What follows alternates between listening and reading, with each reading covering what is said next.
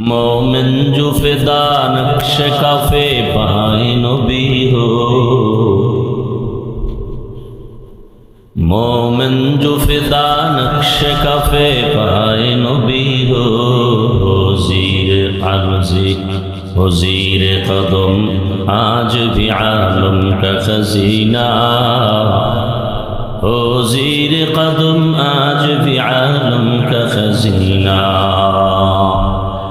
अगर सुन्नत नबी की करे पैरवी उम्मा, अगर सुन्नत नबी की करे पैरवी उम्मा, तूफान से निकल जाएगा फिर इसका सफीना, तूफान से निकल जाएगा फिर इसका सफीना। आशिक हो बिरादर शहंशाह दो आलम, आशिक हो बिरादर शहंशाह दो आलम, मिश्को से ज़ियादा मुबारक जिसका पसीना, मिश्को से ज़ियादा मुबारक जिसका पसीना। कर दिल में तड़प हो मेरे आका का ज़ियारा, कर दिल में तड़प हो मेरे आका का ज़ियारा। एक आन में आए नबी दिखला दे मदीना, एक आन में आए नबी दिखला दे मदीना। কিয়ামত পর্যন্ত এ জমিনে আর কোনোদিন আমাদের রসুল দাওয়াত দিতে আসবেন না, সাহাবায়ে কেরাম আসবেন না, আইম্মায়ে কেরাম আসবেন না, আউলিয়ায়ে কেরাম বড়রা আসবেন না।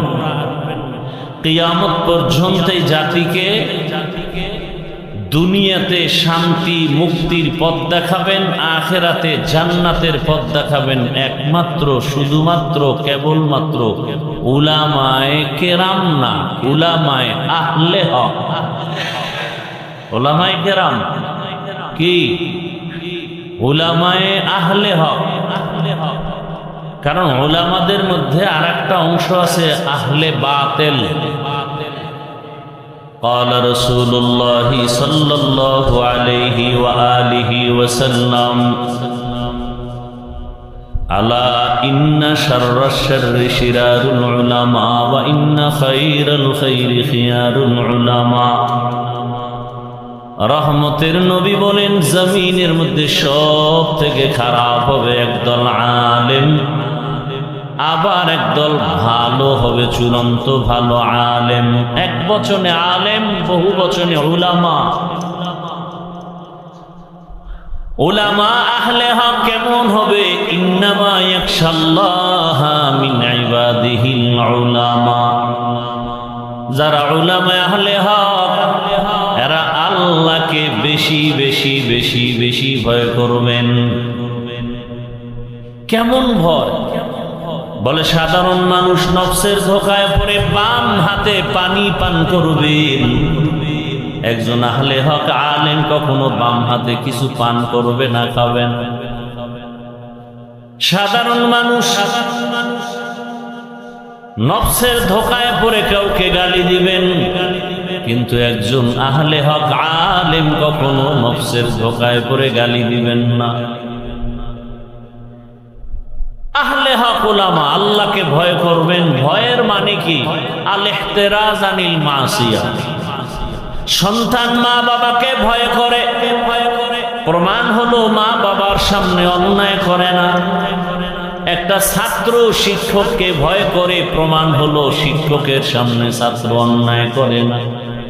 ঠিক যেই বান্দা বান্দি আমার আল্লাহকে ভয় করবেন, ওই বান্দা আমার আল্লাহকে ফাঁকি দিয়া গুনাহ কখনো করবে না। हर के दार दार खौफ हक़दार दिल मदर जन्नतुल मअवा देहद ओ राम काम जुज़्बा हक़ छी जे मखाज इंसुजा फजले मस्ते दर जुमला जहां। तो आहले हक उलामा কিয়ামত পর্যন্ত এই জাতিকে কবরের বয়ান করবেন, জান্নাতের বয়ান করবেন, জাহান্নামের বয়ান দিবেন, পরকাল নিয়ে মানুষকে কথা বলবেন। কেন দুনিয়া নিয়ে কিছু বলবেন না? কারণ আহলে হক ওলামারা দুনিয়া বুঝে না। আন্দাজি ঠিক।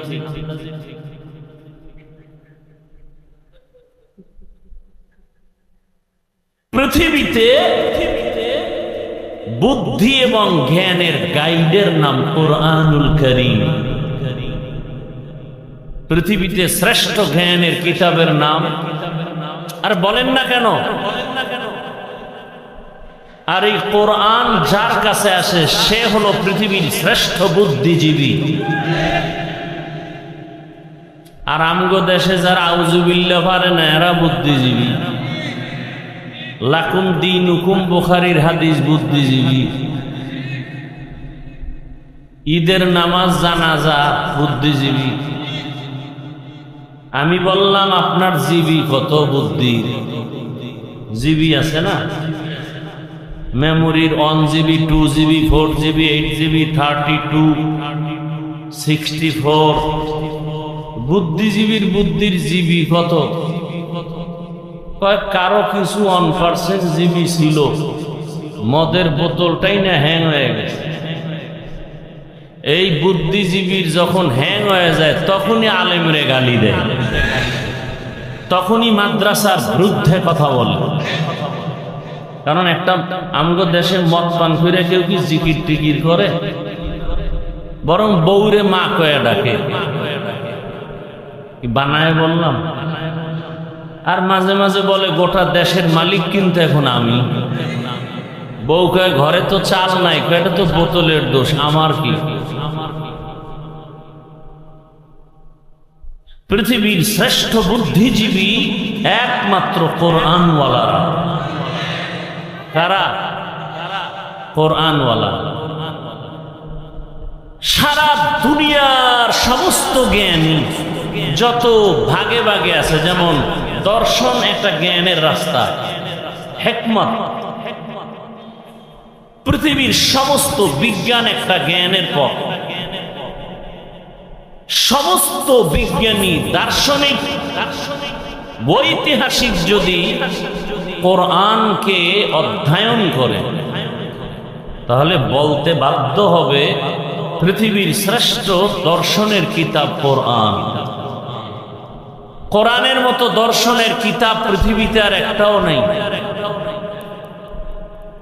বিজ্ঞানের সুন্দর পিওর কিতাব কোরআন থেকে দামি আর একটাও নেই। ইতিহাসের কিতাব কোরআন থেকে দামি একটাও নেই। দুনিয়ার ইতিহাস যত এডিশন আছে ইতিহাস সম্বলিত, দুনিয়ার ইতিহাস আছে, দুনিয়ার আগের ইতিহাস নাই। কোরআনের মধ্যে দুনিয়ার আগের ইতিহাস আছে, দুনিয়ার পরের ইতিহাস আছে। এই কিতাব যার সিনার মধ্যে থাকবে সে হবে সৃষ্টির শ্রেষ্ঠ জ্ঞানী। কিন্তু এদেরকে বোকা বানাবার জন্য কালো চশমা লাগায় দিছে চোখের ভেতর। কি চশমা? কালো চশমা লাগায় বলে প্যান্ডেল পুরা কালো, বাতিও কালো। বাতিও কালো না, প্যান্ডেলও কালো না। সমস্যা কোথায়? চোখের মধ্যে। এর জমিনের মধ্যে কোরআনওয়ালারা সৃষ্টির শ্রেষ্ঠ পিওর মানুষ। এদেরকে যারা খারাপ বলে ওদের অন্তর খারাপ। অন্তরের চিকিৎসার জন্যই কুমিল্লা টাউন হলে সিরাতুন নবী ওয়াজের আয়োজন। কলবের চিকিৎসার জন্যই পীর মাশায়েখের খানেকা। মানুষের কলবের ময়লা দূর করার চিকিৎসালয় একমাত্র আহলুল্লাহ উলামায়ে কেরামের একমাত্র সংস্রব মসজিদ মাদ্রাসা আছে। এ কারণে মানুষ এখনো সভ্য আছে। আল্লাহ বুঝার তৌফিক দান করেন। গুরুত্বপূর্ণ সুন্দর সুন্দর আলোচনা হয়েছে আমাদের বর্তমান প্রেক্ষাপট নিয়ে। যদি নিয়ত করেন যে এই আমল করেই আমি লাইনে উঠবো, তা আর বয়ানের প্রয়োজন হয় না। আমি আসছি আপনাদের দোয়া নিতে, ফাঁকে আপনারা কথা শুনলে আমি কিছু কথা সামনে বলবো, উঠা বসা করলে দোয়াটা করে চলে যাবে।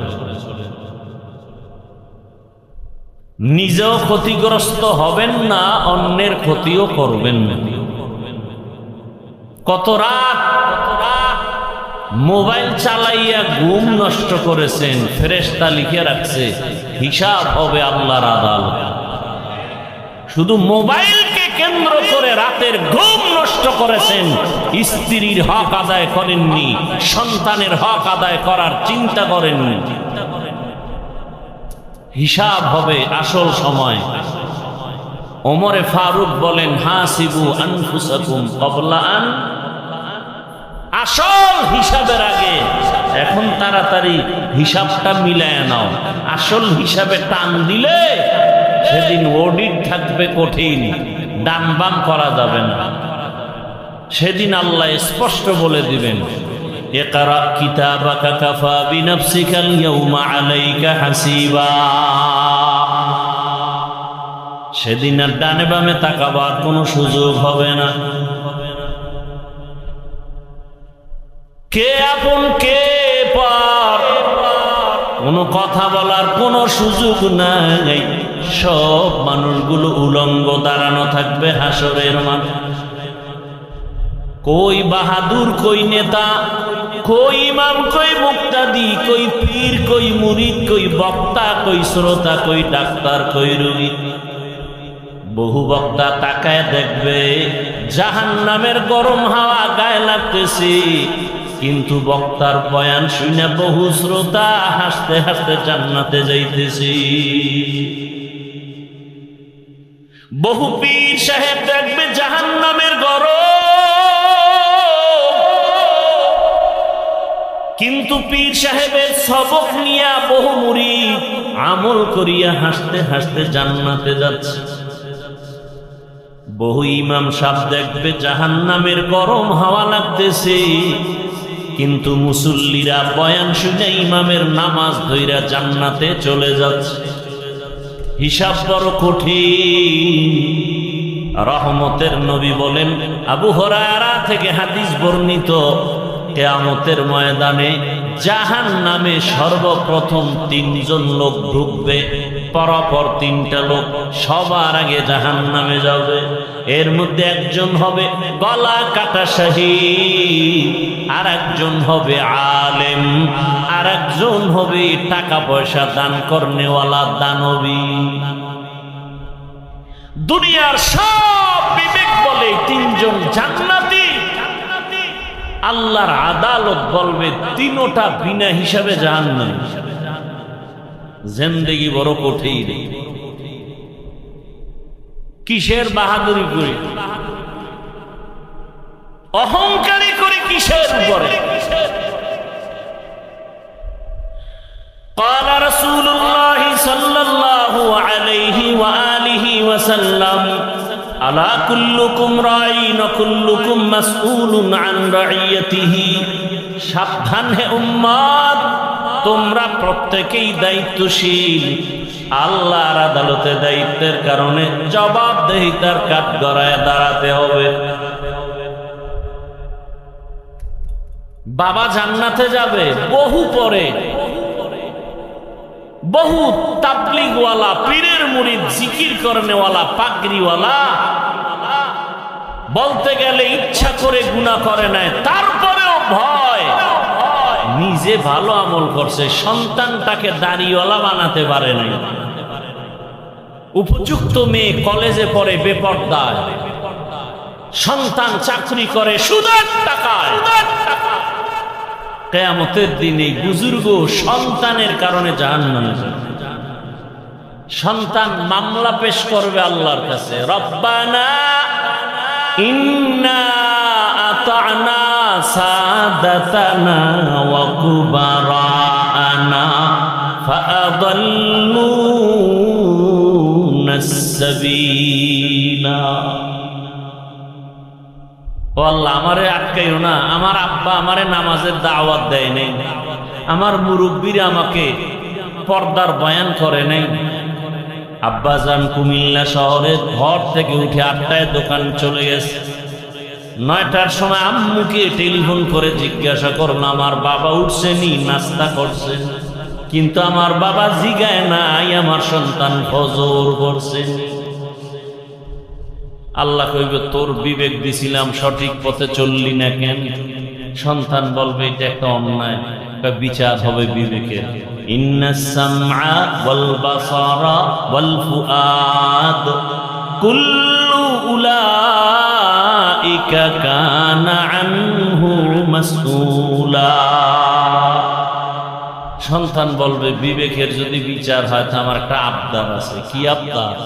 রব্বানা আতিহিম দিফাইনি মিনাল আযাব ওয়ালআনহুম লা'নান কাবীরা। আমার যদি ফিডা একটা দাও, আমার আব্বারে 2টা দাও। আমার আব্বা আমাকে দাওয়াত দিল না কেন? আমার বাবা জুমার নামাজে গেছে, কোনোদিন আমারে ডাকে নাই, চল জুমার নামাজ। বড় কঠিন। এই জন্য ওলামায়ে কেরামের দোয়া করা উচিত সবার জন্য। আপনাদেরও সতর্ক হওয়া উচিত। আলেমদের বিরুদ্ধে কোনোদিন কিছু বলবেন না, কিছু লিখবেন না। আপনার অধিকার নাই লেখা। আলেম ভুল করতে পারে, এটা সত্য 1000 বার, কিন্তু আপনার ভুল ধরার অধিকার নেই। আলেম অপরাধ করলে দেশের শীর্ষস্থানীয় ওলামায়ে কেরাম সে বিষয়ে সমাধানের চিন্তা করবেন, না করলে রব্বে কারীমের ফয়সালা চলে আসবে। কিন্তু যে আলেম না, তার সমান না, তার অধিকার নাই তার বিরুদ্ধে কিছু বলার, কিছু লেখার। এজন্য আমি সারা বাংলাদেশে বলি, যারা উলামায়ে কেরামের ইজ্জতকে নষ্ট করার জন্য ফেসবুকে লেখে, মিডিয়ায় বলে, এরা সবগুলো সন্তান পিতামাতার অভিশপ্ত সন্তান। একটা সন্তানও মা বাবার আদরের নয়, সবগুলোর উপরে মা বাবার অভিশাপ। কারণ মা বাবার অভিশাপ না থাকলে কোনো মানুষ আলেমের বিরোধিতা করতে পারে না ওপেনে। আল্লাহ হেদায়েত দান করুন। এজন্য দোয়া করলাম আল্লাহ উলামায়ে কেরামের ইজ্জতকে বাড়ায় দেন। আসতে বললেন কেন?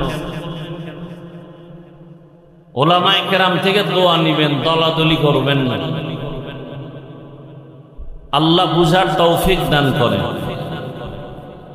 তো আমি আপনাদের ধৈর্যের উপরে কিছু কথা রাখার জন্য কোরআনে হাকিমের এক আয়াত, রসুলের একটি হাদিস পড়েছি।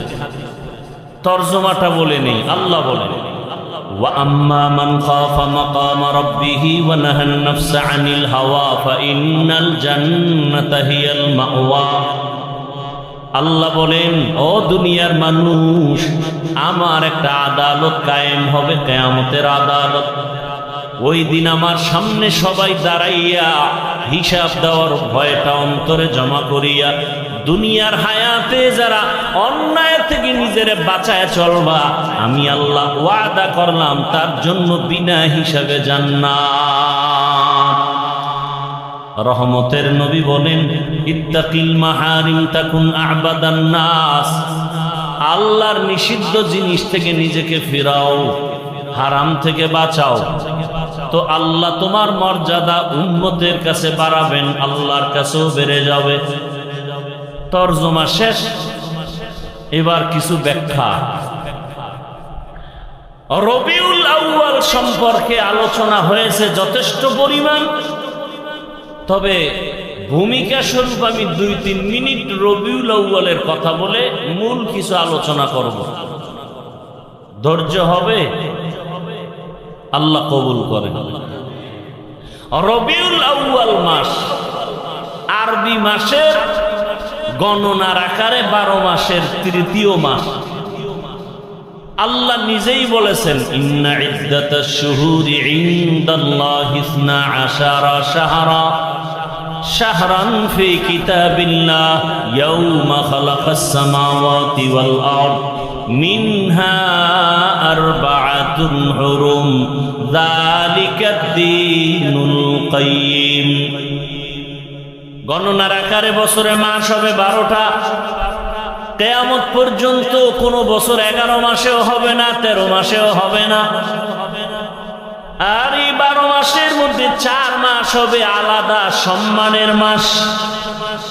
আর আমি আল্লাহর এই সিদ্ধান্ত স্থায়ী, সিদ্ধান্তটা করে আর আজিমে লৌহে মাহফুজে লিখে ফেলেছি। কোন দিন?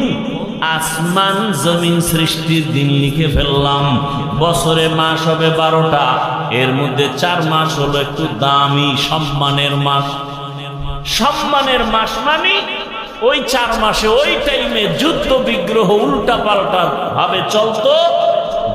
বেদিন বেঈমান মুশরিকরা আল্লাহ তা নিষেধ করে দিলেন। এই 4 মাসে কোনো যুদ্ধ চলবে না, বিগ্রহ চলবে না, কোনো আন্দোলন চলবে না।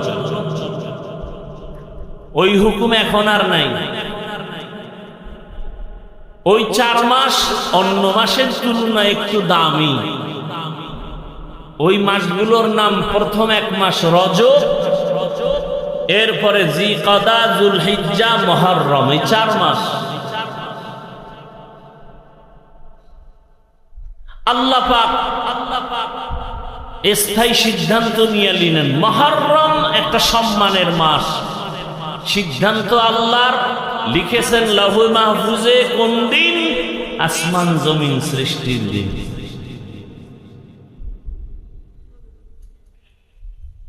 এই 4 মাসের মধ্যে রবিউল আউয়ালের কোনো নাম নাই, রমাজানেরও নাম নাই। তার মানে কি ওই মাসগুলোর সম্মান নাই, দাম নাই? আল্লাহর কাছে এত দাম, এজন্য এগুলো স্বতন্ত্র। যেমন আম্মা জান আয়েশা রাদিয়াল্লাহু তাআলা আনহা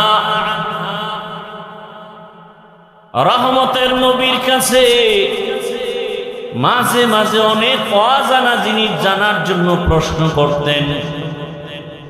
তো একদিন আম্মা জান ভাবলেন, বাবা আবু বকর সিদ্দিককে নবী এত আদর করেন, ভালোবাসেন, পাশে ওমর, নবী যেখানে যান এক পার্শ্বে আবু বকর আর এক পার্শ্বে ওমর, পরামর্শ তাদের থেকে নেন।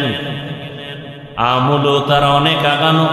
আম্মা জান প্রশ্ন করলেন, ইয়া রাসূলুল্লাহ, আপনার সাহাবায়ে কেরামের মধ্যে সবথেকে দামি কে? আম্মা জান প্রশ্ন করলেন, ধারণা নিয়ে যে বাবার নামটা চলে আসবে। নবীও বুঝতে পারছেন নবীজি বাবার নাম আর বলে নাই, আবু বকরের নাম না বলে বলে আমার সাহাবাদের মধ্যে খুব দামি আমার সাহাবী ওমরে ফারুক। কে? ওমরে ফারুক। আম্মা জান মনে মনে পেরেশান, আব্বার নাম কইল না, ওমরের নাম। নবী আবার বারবার এটাকে ট্রাই করে বলে, জানুনি রে আয়েশা, ওমরের দাম কত? আকাশের দিকে তাকায় দেখো, নক্ষত্র দেখা যায়, গণনা করা যায় না। ওমরের এই পরিমাণ নেক আমল যা গণনা করা যাবে না। আম্মা জান ভাবে, নাম কইব আব্বার, খালি ওমরেরটা কেন? নবীও ঘুরাইতেছে, কয় না, বুঝতেছে আম্মা জান আয়েশার অবস্থা। তো আম্মা জান আয়েশার মনে ধারণা আব্বার নাম কয় না, নবীও ঘুরায় কয় না। আম্মা জান এবার কয় না, মুখ খুইলে বইলেই ফেলাম, বইলেই ফেলাইছে। আপনি যে ওমরের নাম কইলেন, আমার আব্বার কি খবর? নবীকে আবু বকর বলে, হ্যাঁ আবু বকর তো স্পেশাল। আবু বকর স্পেশাল। বছরে 12 মাসের 4 মাস দামি রজব, জিকাদা, যুলহিজ্জা, মুহররম, রমাজান কই, রবিউল আউয়াল কই? এটা তো স্পেশাল। শাহরু রমাদানাল্লাযী উনজিলা ফীহিল কুরআন হুদাল লিন্নাস ওয়া বায়িনাতিম মিনাল হুদা ওয়াল ফুরকান। রবিউল আউয়াল বারবার আলোচনা আসে কেন? সবাই নবীর জন্ম মোবারকের আলোচনা করে, কিন্তু শুধু জন্মটাই রবিউল আউয়ালের মধ্যে সীমাবদ্ধ না। রবিউল আউয়াল এমন একটা মাস, আমরা অনেক নিয়ামত পেয়েছি রবিউল আউয়ালে। ভালো করে মনে রাখবেন, এই রবিউল আউয়ালে রাসূলের আগমনকে কেন্দ্র করে আলোচনার ব্যানারগুলোতে আমরা অনেক শব্দ দেখি। যেমন এই চট্টগ্রাম, কুমিল্লা, বাংলাদেশ সহ বিভিন্ন ব্যানার দেখলাম, লেখা আছে মিলাদুন নবী, আবার তার সামনে আছে ঈদ, আবার একটু বড় করে উপরে লেখা আছে সকল ঈদের বড় ঈদ, ঈদে মিলাদুন নবী। মিলাদুন নবী এই কথার বিরোধিতা কোনো আলেম করে না, করতে পারে না, কিন্তু ঈদ শব্দ নিয়ে কিলোকাল করতে পারে অনেকে, সেটা ভিন্ন কথা। তবে ভালো করে মনে রাখবেন, কুমিল্লা টাউন হলে 13 সেপ্টেম্বরের ব্যানারে লেখা মিলাদুন নবী। কথা বল না, কি লেখা? সিরাতুন নবী। ভালো করে মনে রাখবেন, আমি পেশের কথা কম বলি, সহজে বুঝার জন্য বলতেছি। বাংলাদেশের রাসূলের শানের কয়েকটা শব্দ বা বাক্য দেখি। এক নম্বরে মিলাদুন নবী, দ্বিতীয় সিরাতুন নবী, আর একটা বাক্য দেখি দাওয়াতুন নবী, আর একটা বাক্য দেখি ওয়াফাতুন নবী। ভালো করে মনে রাখবেন, মিলাদুন নবী, সিরাতুন নবী, দাওয়াতুন নবী, ওয়াফাতুন নবী, এই চারটা বাক্য একমাত্র, শুধুমাত্র, কেবলমাত্র রাহমাতুল লিল আলামিনের শানের বাক্য। আর কারো বেলায় এই চারটা বাক্য ব্যবহার হয় না। মুসা নবীর বেলায় হয় না, ঈসা নবীর বেলায় হয় না, ইব্রাহিম নবীর বেলায় ব্যবহার হয় না। এই চারটা বাক্য আমার রসুলের শানের বাক্য। এই চারটা বাক্যকে, রসুলকে যেইভাবে মহব্বত করো, এই চারটা বাক্যকে ওইভাবে মহব্বতের নজরে দেখবে। যদি কেউ এই চারটা বাক্য বাঁকা নজরে তাকায়, ওর ঈমান বাঁকা হয়ে যাবে, আখিরাত ও দুনিয়া বাঁকা হয়ে যাবে। বুঝেন নাই? চারটা মিলাদুন নবী ও রাসূলের শানের শব্দ বাক্য, সিরাতুন নবী ও রাসূলের শানের বাক্য, দাওয়াতুন নবী ও রাসূলের শানের বাক্য, ওয়াফাতুন নবী ও রাসূলের শানের বাক্য। অর্থ কি? মিলাদুন নবী অর্থ আমাদের সুপরিচিত নবী, শ্রেষ্ঠ নবীর জন্ম মোবারক। সিরাতুন নবী অর্থ আমাদের সুপরিচিত নবী, শ্রেষ্ঠ নবীর জীবন আদর্শ। ওয়াফাতুন নবী অর্থ আমাদের সুপরিচিত নবী, শ্রেষ্ঠ নবীর ইন্তেকাল। দাওয়াতুন নবী অর্থ আমাদের শ্রেষ্ঠ নবী, তার জীবনের দাওয়াত তাবলীগের একটা অংশকে বলে আমাদের সুপরিচিত নবী। পৃথিবীতে সুপরিচিত নবী একজন। কয়জন? কেমন পরিচিত? গর্তের পিপীলিকা রসুলকে চিনে, উড়ন্ত পাখি রসুল চিনে। এক ইহুদি মহিলা দুধের বাচ্চা নিয়ে রওয়ানা, মুহাম্মদের প্রশ্ন করে আটকায় দিবে।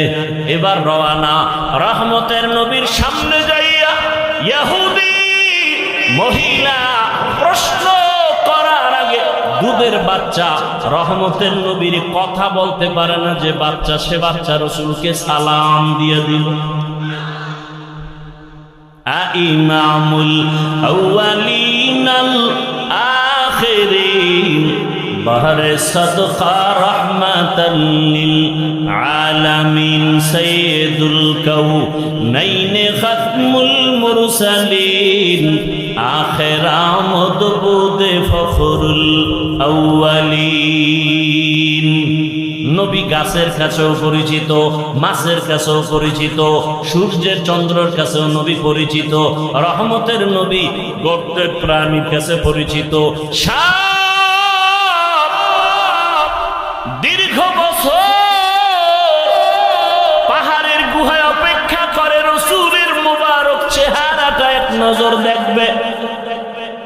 আবু বকর বাধা দিছে পা দিয়া, সাপ মনে করে বাধা দেয় নাই, রাসূলের নিরাপত্তার স্বার্থে বাধা দিছে। সাপ আর সহ্য হয়ে গেল, রহমতের নবীর দর্শন বুঝি হবে না, একটু আঘাত করেছে। তাহলে সাপ আমার রসুলকে চিনে, কপাল খারাপ আঙ্গ বাংলাদেশি, রসুলকে চিনি না।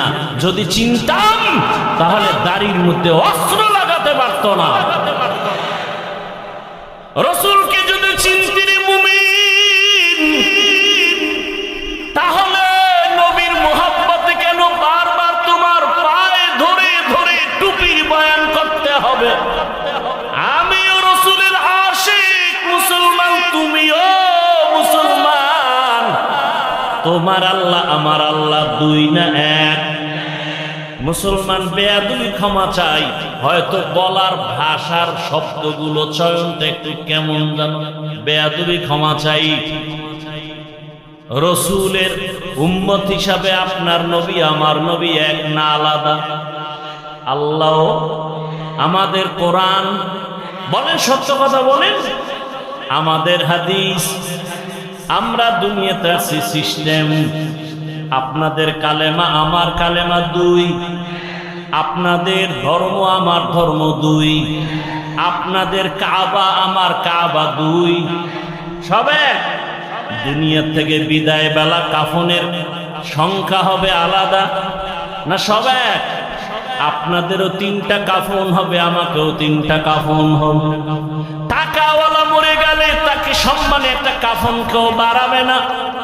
রিক্সা ড্রাইভার গরিব যদি মরে যায়, তার অসম্মানে বা গরিব হওয়ার কারণে একটা কাফন কেউ কমাইয়াও দিবে। রিক্সা ড্রাইভারের যেমন 3টা কাফন, ধনী লোকেরও 3টা কাফন হবে, কালার হবে আলাদা। গরিবের কাফনের কালার একরকম, ধনীদের কাফনের কালার আর একরকম।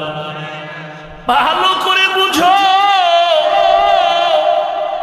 কে ধনী কে গরিব, কে আলেম কে মূর্খ, কে ইমাম কে মুক্তাদি, কে পীর কে মুরিদ।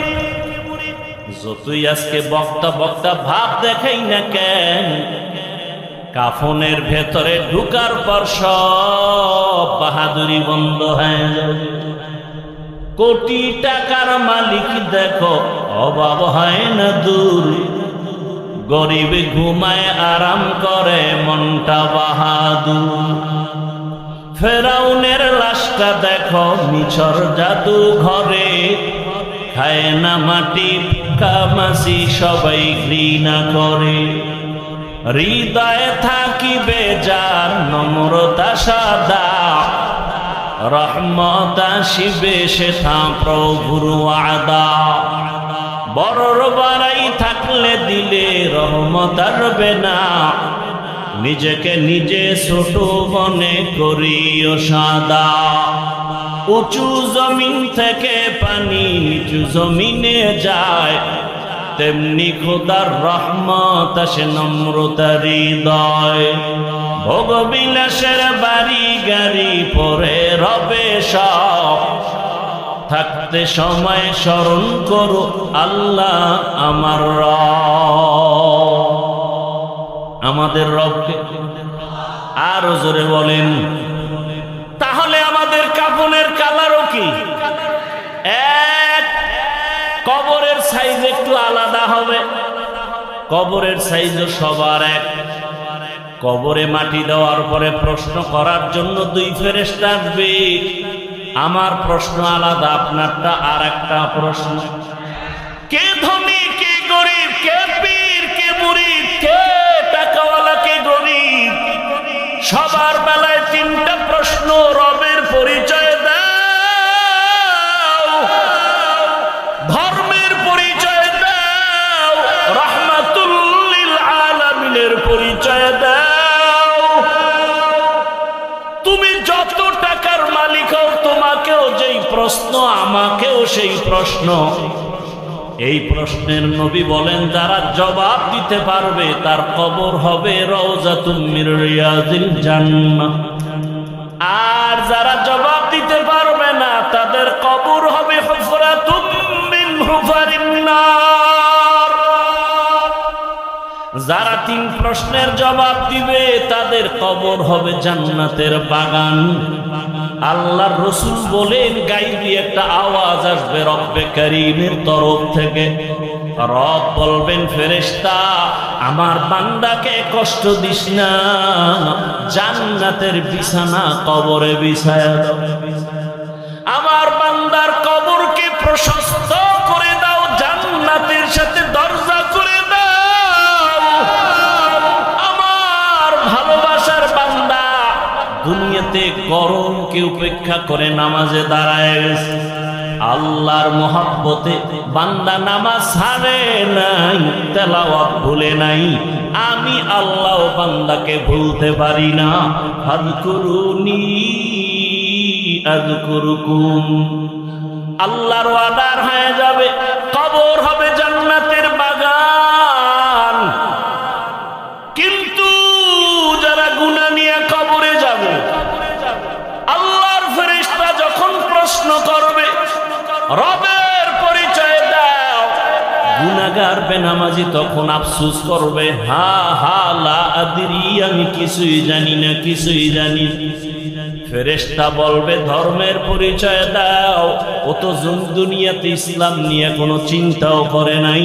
বলবে হা হা লা আদরি, আফসোস আমি কিছুই জানি না।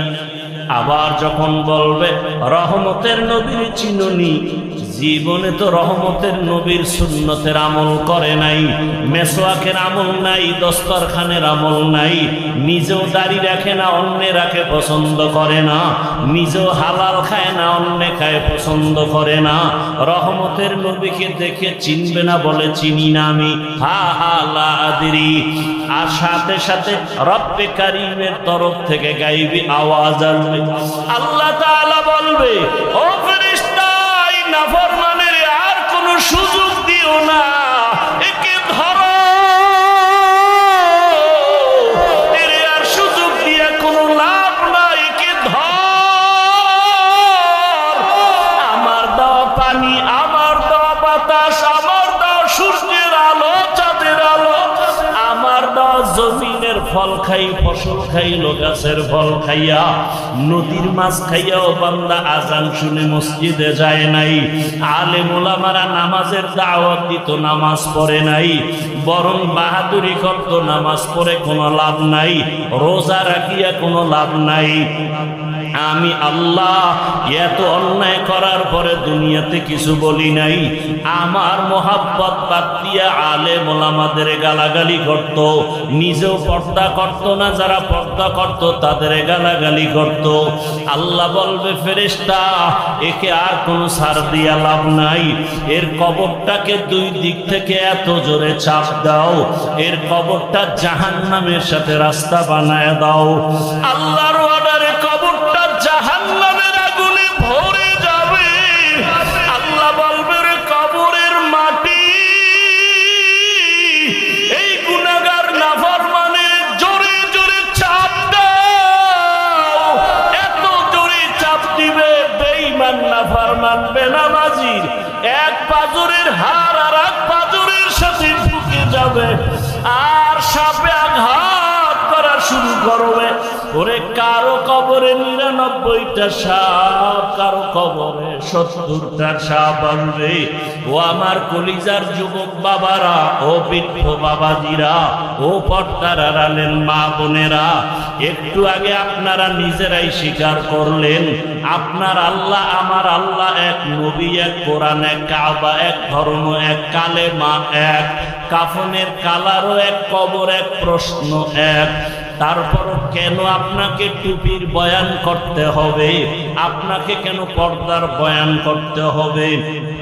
আমি টুপি খুলতে চাই না আর আপনি টুপি দিতে চান না, আমি দাড়ি কাটতে চাই না, আপনি রাখতে চান না, আমি মসজিদে না ঢুকলে কষ্ট পাই আর আপনার ঢুকতে গেলে কষ্ট লাগে।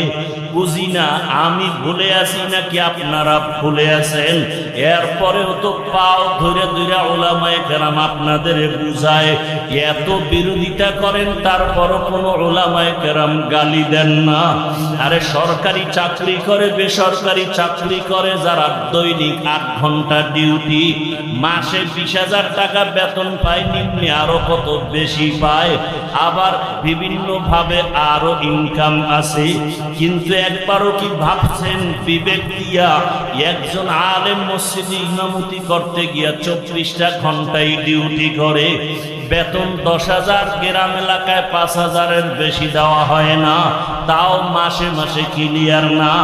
একজন ইমাম 24 ঘন্টা 12 মাস ডিউটি করিয়াও বেতন ঠিক মতো না পাইয়া কোনদিন ইমাম কোন কমিটির বিরুদ্ধেও বলে না, বদদোয়াও করে না, বরং মোনাজাতে চোখের পানি ছেড়ে দোয়া করে, হে এলাকায় শান্তি দাও, ব্যবসায় বরকত দাও, কবরওয়ালাদের জান্নাত বানায় দাও, অসুস্থ রোগীরে সুস্থ বানায় দাও। ওলামায়ে কেরাম এত কষ্ট করিয়া নিঃস্বার্থভাবে আপনাদের পেছনে দৌড়ায়, ও আল্লাহর বান্দারা, এরপরও যদি আলেমের কথা না শুনিয়া বিরোধিতা করিয়া কবরের বিছানায় পড়িয়া যান, আল্লাহর অর্ডার হয়ে যাবে, জাহান্নামের ফেরেশতাকে ধর করে, আমি এদের আর কোনদিন ছাড় দিব না, এদেরকে কিয়ামতের দিন টানতে টানতে জাহান্নামের দিকে নেওয়া হবে। আর অর্ডার হবে, ওয়াসিকাল্লাযীনা কাফারু ইলা জাহান্নামা যুমারা হাত্তা ইযা জাউহা ফুতিহাত আবওয়াবুহা ওয়া ক্বাল, আল্লাহ তাআলা জাহান্নামের অর্ডার করবে, কে ধরে নাও।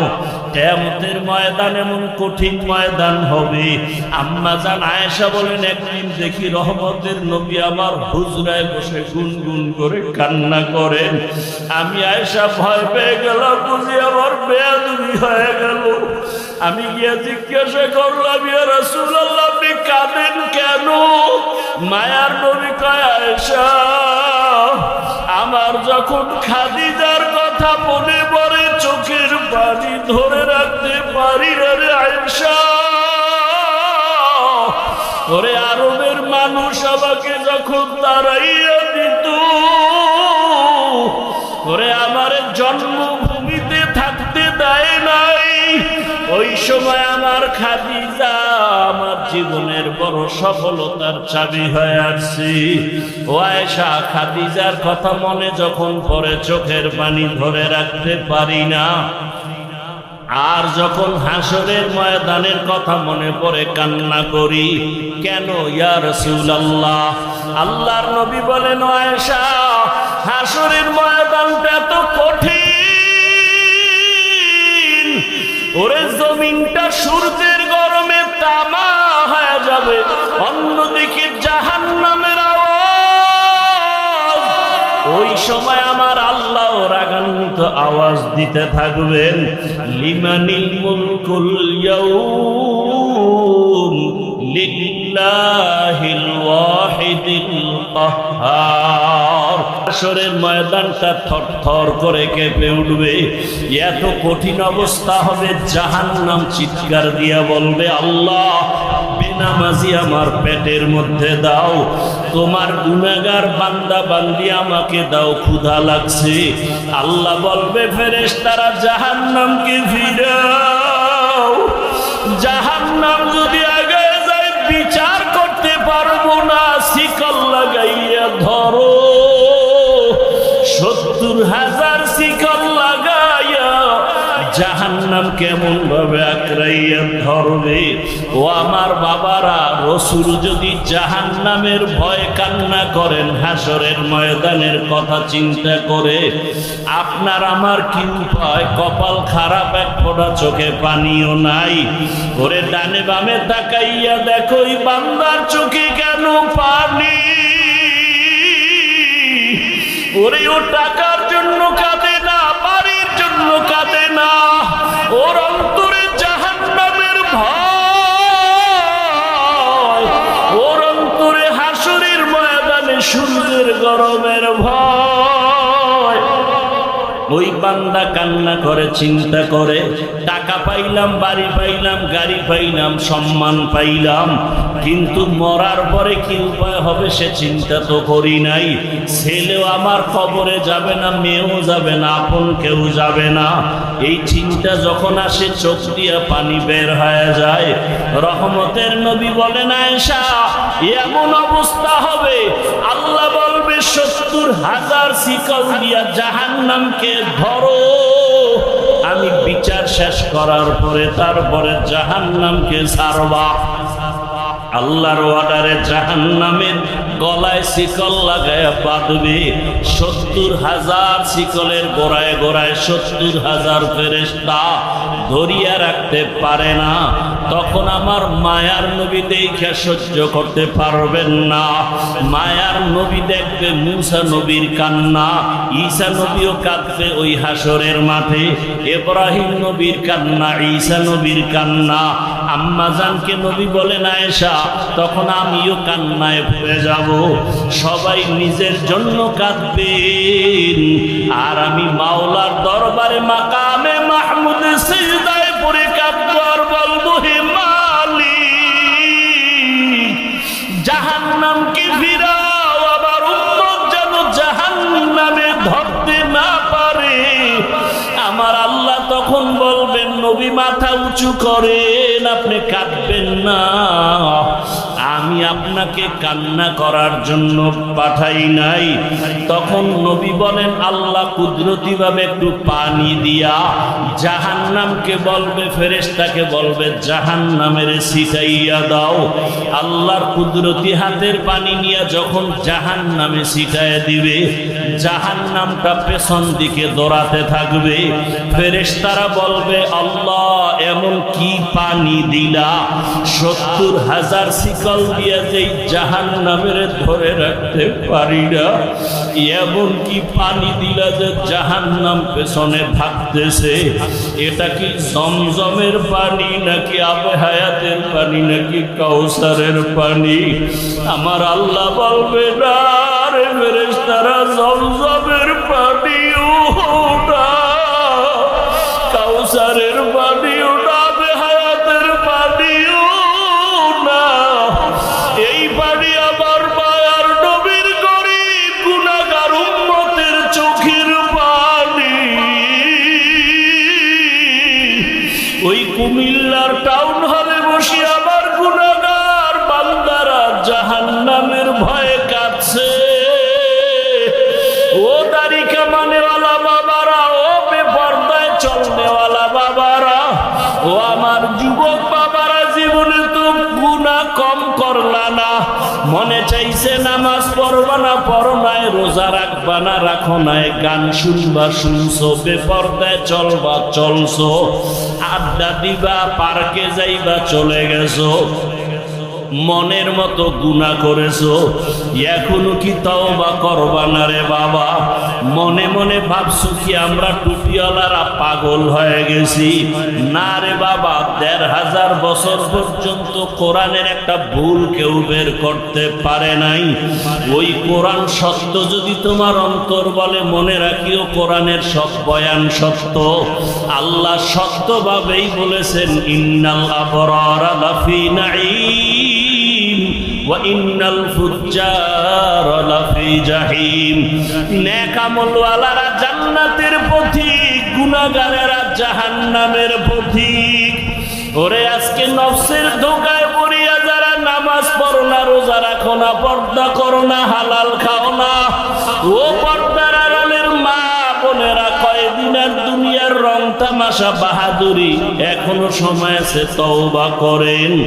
ওরে মায়ার নবী যদি কান্না করেন উম্মতের জন্য জাহান্নামের ভয়, আপনার আমার কত গুনাহ, কি পরিমাণ কান্না করা উচিত।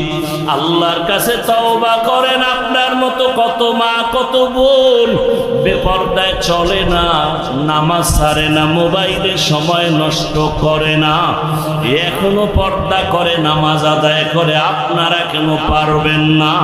ও যুবক বাবা, আপনার মতো যুবক ডাক্তার, ইঞ্জিনিয়ার, টাকার মালিক, স্কুল কলেজে পড়ে, 5 ওয়াক্ত নামাজ আদায় করে, আপনি কেন পারবেন না? 2 ফোঁটা চোখের পানি ছেড়ে আল্লাহকে মনে মনে ডাকেন, হে আল্লাহ, এই ময়দানে মনে হয় আমার মতো গুনাহগার কেউ নাই। মানুষ যদি আমার গুনার খবর জানতো, কেউ আমার এই চেয়ারে বসাইতো না, আমাকে সম্মান করতো না, হাদিয়াও দিত না, সালামও দিত না। ও আল্লাহ, তুমি দয়া করে এত মর্যাদা সম্মান দান করেছো। এতদিন গুনার তালে পড়ে নফসের ধোকায়, শয়তানের ধোকায় কত রাত্র মোবাইলে তাকাইয়া গুনাহ করতে করতে রাত কাটাইছি। মোবাইল নিয়ে হাতে, হাতের গুনাহ, কানের গুনাহ, চোখের গুনাহ, অন্তরের গুনাহ করে রাত কাটাইছি।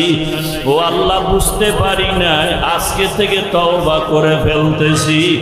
দুনিয়াতে সূর্যের গরম সইতে পারি না, হাসরের ময়দানে জাহান্নামের গরম কেমন করে সহ্য করব? আজকে থেকে তওবা করে নিলাম, আর গুনাহ করব না, নামাজ ছাড়ব না, দাড়ি কাটবো না, বেপরদায় চলবো না। মা বাবার দোয়া নিয়া, শিক্ষকের দোয়া নিয়া, উলামায়ে কেরামের দোয়া নিয়া, নবীজির সুন্নাত অনুযায়ী জীবনটাকে চালাবো। তওবা করার মতো যদি কারো নিয়ত হয়, 2 হাত আমার আল্লাহকে দেখাইয়া দাও। হায় আল্লাহ, হাতগুলো কবুল করে নেন, তওবা কবুল করে নেন, তওবার উপরে মজবুত হইয়া চলার তৌফিক দান করেন, আমিন। আলহামদুলিল্লাহি রাব্বিল আলামিন, ওয়াসসালাতু ওয়াসসালামু আলা সাইয়্যিদিল আমবিয়াই ওয়াল মুরসালিন ওয়া আলা আলিহি ওয়া আসহাবিহি আজমাইন।